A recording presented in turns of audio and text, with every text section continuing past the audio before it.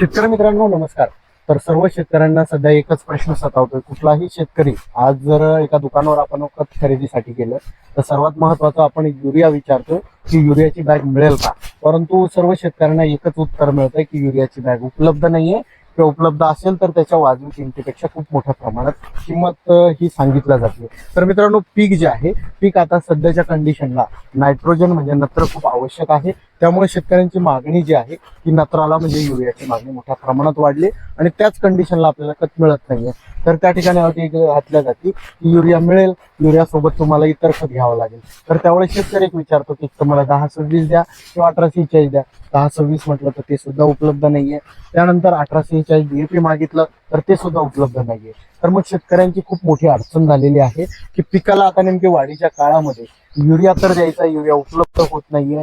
वाजवी म्हणजे जी किंमत आहे त्याची 266, त्याऐवजी वेगवेगळ्या किमतीमध्ये मिळतो. तर मित्रांनो तुमच्या जिल्ह्यात किंवा तुमच्या भागात तुम्हाला काय किमतीनं युरिया मिळतो ते कमेंट नक्की करा. त्यासाठीच आपण हा व्हिडिओ देतोय की सर्व शेतकऱ्यांची जी अडचण आहे ती सर्वांपर्यंत पोहोचवायला पाहिजे, समोर यायला पाहिजे. तर युरियाची अडचण खूप शेतकऱ्यांना येते. खूप ठिकाणी वेगवेगळ्या किमती ऐकायला भेटत आहे. खूप ठिकाणी लिंकिंग म्हणजे ते खत घेतलं तरच युरिया भेटेल, ते खत घेतलं तरच युरिया भेटेल.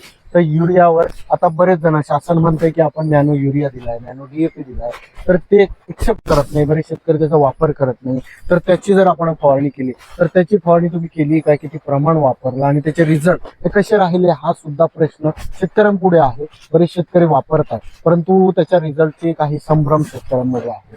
तर नक्की ज्या शेतकऱ्यांनी नॅनो युरिया वापरला असेल, नॅनो DAP वापरला असेल तर त्यांनी त्यांचे जे रिप्लाय आहेत म्हणजे त्यांना रिझल्ट कसे आले, त्याचं प्रमाण किती वापरलं, तर तुम्हाला त्याविषयी काय वाटतं हे सुद्धा कमेंट बॉक्समध्ये सांगा. जेणेकरून जो पुढचा व्हिडिओ आपण शेतकऱ्यांसाठी देऊ तो युरिया न वापरता आपण नॅनो युरिया वापरू शकतो का, नॅनो DAP वापरू शकतो का, किंवा त्याला पर्याय आपण काय देऊ शकतो. कारण आज सर्वात महत्वाचा प्रश्न शेतकऱ्यांना पडलाय तो युरिया विषयी. युरिया शेतकऱ्यांना भेटत नाहीये. तुम्हालाही भेटत नसेल आणि किंमत हे वेगवेगळ्या भेटत असतील तर कमेंट करा तुम्हाला काय किमतीनं भेटतोय, नेमकी उपलब्ध का होत नाहीये किंवा त्याच्यावर काय प्रश्न पडताय. तर त्यासाठीच आपण हा व्हिडिओ देतोय आणि लवकरात लवकर यातून काही तोडगा जर निघाला तर तो सुद्धा आपण आपल्या सर्व शेतकऱ्यांपर्यंत पोहोचवू. मित्रांनो हा व्हिडिओ आवडला तर सर्व आपल्या शेतकऱ्यांना शेअर करा.